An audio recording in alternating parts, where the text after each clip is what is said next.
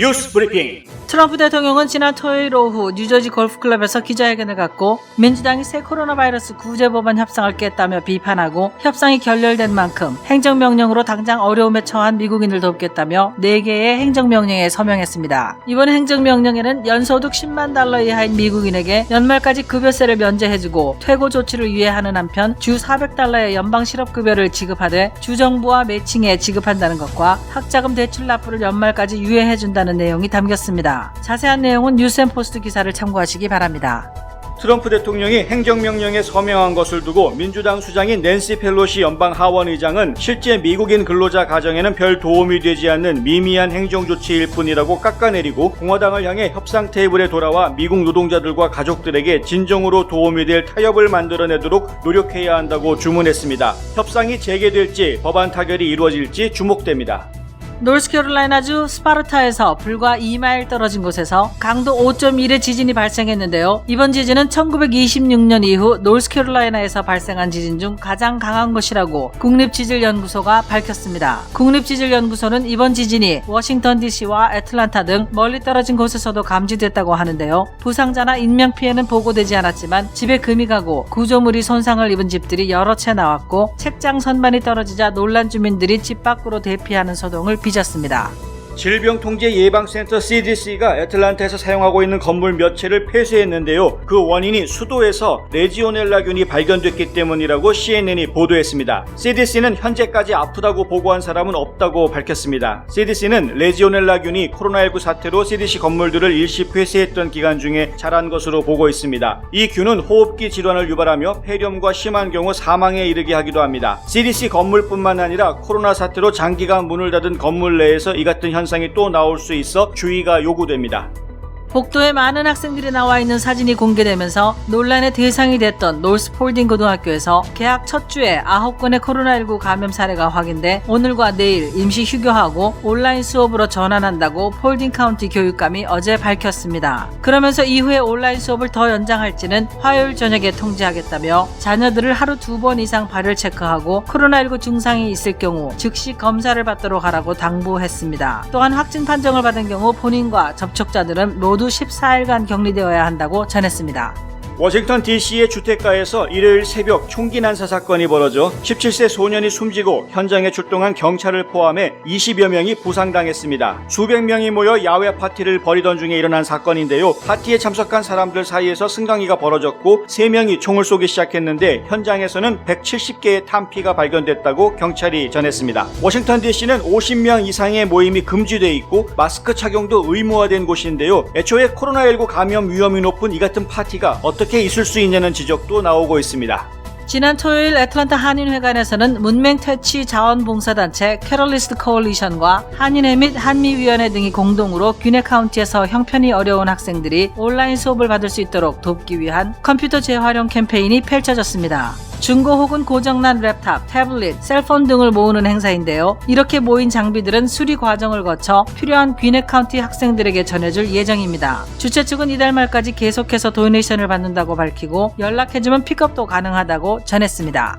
코로나19 방역 모범국으로 꼽히는 뉴질랜드가 100일째 지역사회 감염이 단 한 건도 없는 기록을 세우면서 세계에서 찬사가 쏟아지고 있습니다. 뉴질랜드는 봉쇄 조치를 완화하기 시작할 무렵인 지난 5월 1일 이후로 100일째가 된 8월 9일까지 지역사회 감염 사례가 발견되지 않았는데요. 하지만 뉴질랜드 보건부 애슐리 블룸필드 사무총장은 안주해선 안 된다며 이전에 통제됐던 바이러스가 얼마나 빨리 다시 퍼질 수 있는지를 해외 사례에서 목격했기 때문에 늘 준비가 돼 있어야 한다고 말했습니다.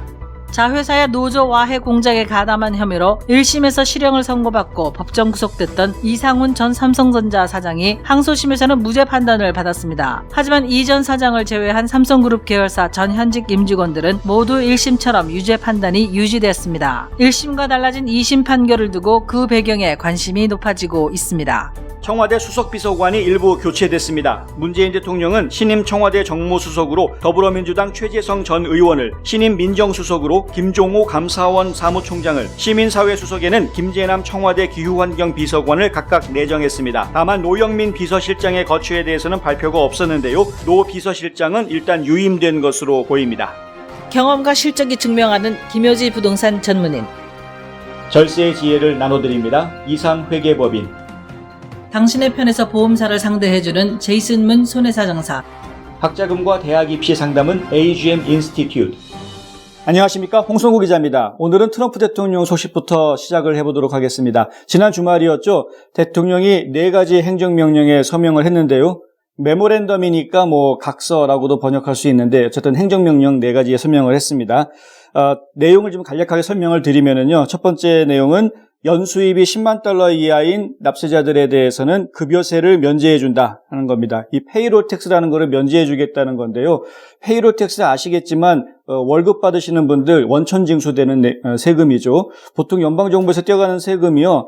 적게는 한 7%, 많게는 한 30%까지도 떼어갑니다. 근데 이 원천 징수되는 세금을 안 받겠다라는 거니까 그러면은 당장 월급을 가져갈 때 내가 받는 월급 액수가 예전보다는 좀 더 늘어나게 되는 셈입니다.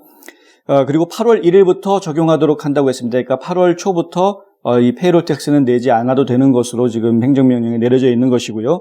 두 번째 행정명령은, 두 번째 가기 전에 한 가지 더 말씀드려야 되는데, 회사 입장에서도 원래 직원과 매칭해가지고 주는 그런 또 비용들이 있거든요. 가장 대표적인 게 401k 같은 연금인데요. 연금 같은 경우에는 이제 직원이 50% 내면 회사에서 50% 내주고 이런 식으로 매칭해서 내주는 그런 연금들이 많은데, 근데 그 부분에 있어서도 회사 측에서 직원이 내야 될 부분은 내지 않아도 된다라고 이제 또 이야기했습니다.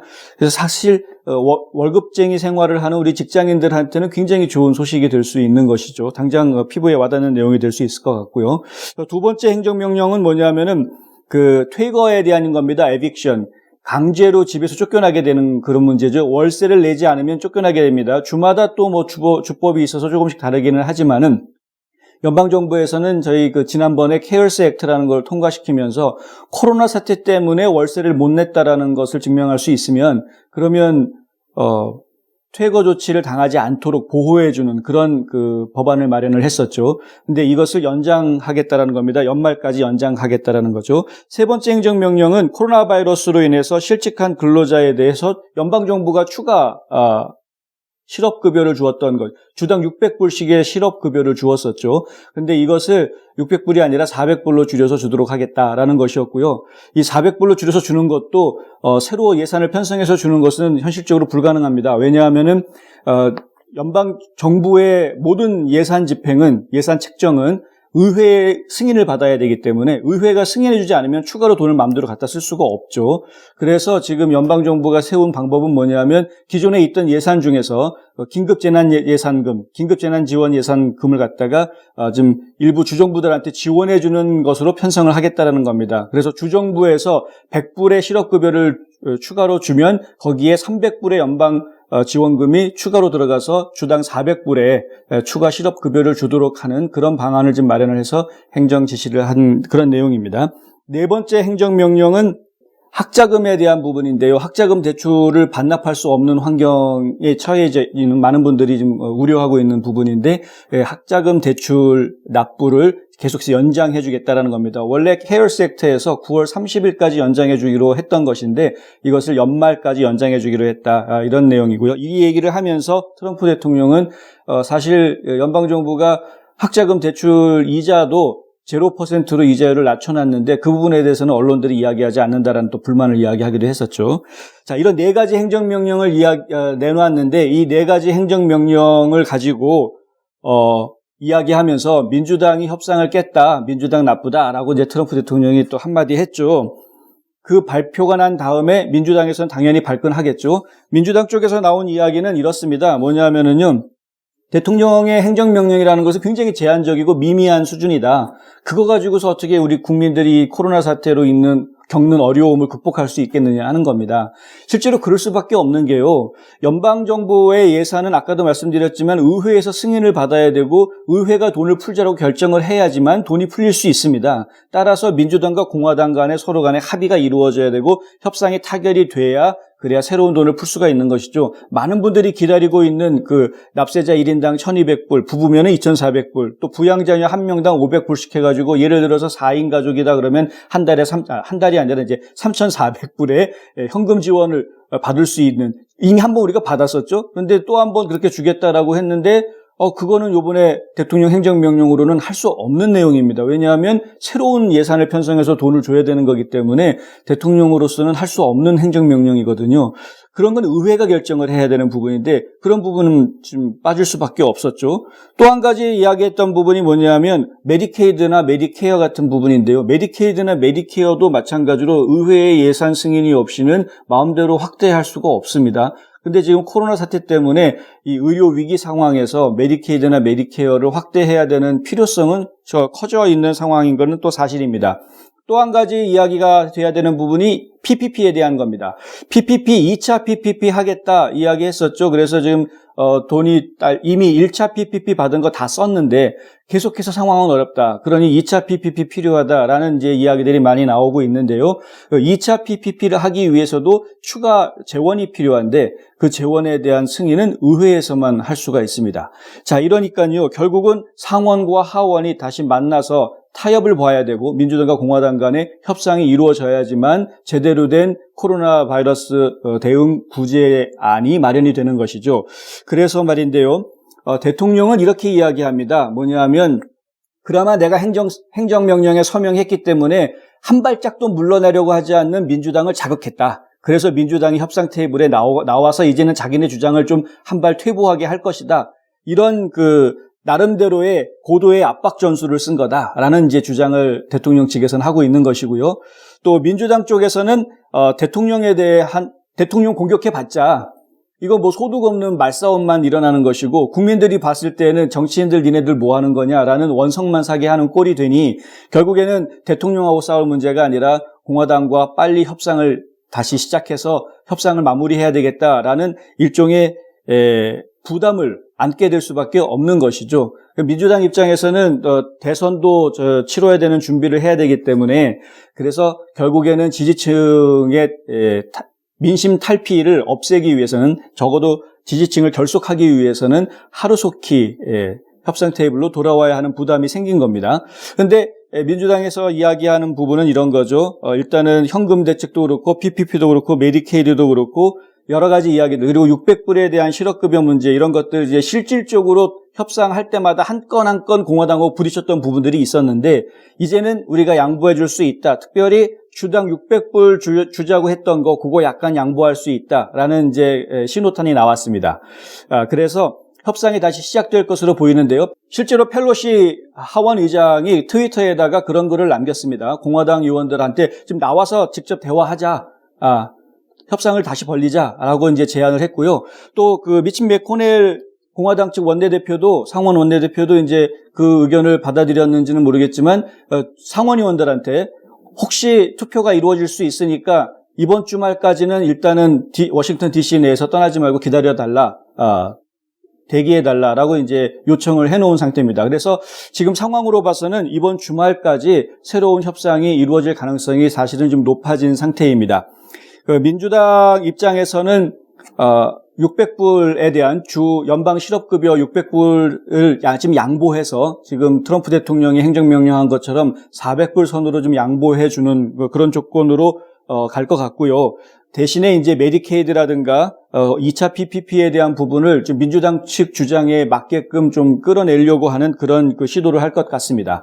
현금 지원 우리가 기다리고 있는 1인당 1,200불, 또 부양자녀 500불 이런 현금 지원에 대한 부분은 이미 아까 말씀드린 대로 1,200불, 1,200불, 또 500불 하는 식의 액수로 결정이 될 것 같고요. 이번 주말 협상이 이루어진다고 하면은 아마 한 2주 안에는 현금 두 번째 체크가 이제 각 미국인들 가정에 들어가지 않을까라고 지금 예상이 되고 있습니다.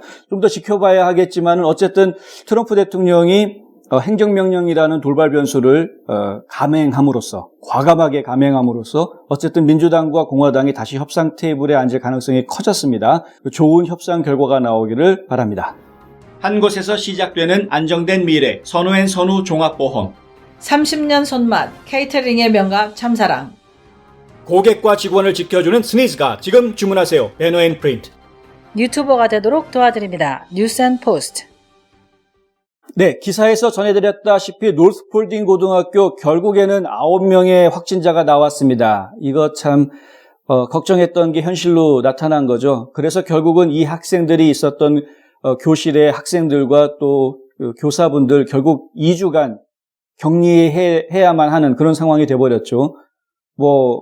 교육청에서는 그냥 2주 동안 온라인 수업 하겠습니다. 이렇게 그냥 떡 발표하고 말았는데 하여간 이런 일들이 계속 벌어질 수 있기 때문에 우리가 좀 앞서도 여러 번 제가 말씀드렸지만 교육당국에서 대책을 미리 마련해 놓고 대면 수업을 시작해야 합니다. 그냥 무작정 대면 수업 강행했다가는 좋지 않은 결과를 볼 수밖에 없습니다. 다시 한번 교육당국에 당부드립니다. 홍성구의 뉴스 브리핑은 여기까지입니다. 오늘도 시청해 주셔서 감사합니다. 저는 내일 다시 찾아뵙겠습니다.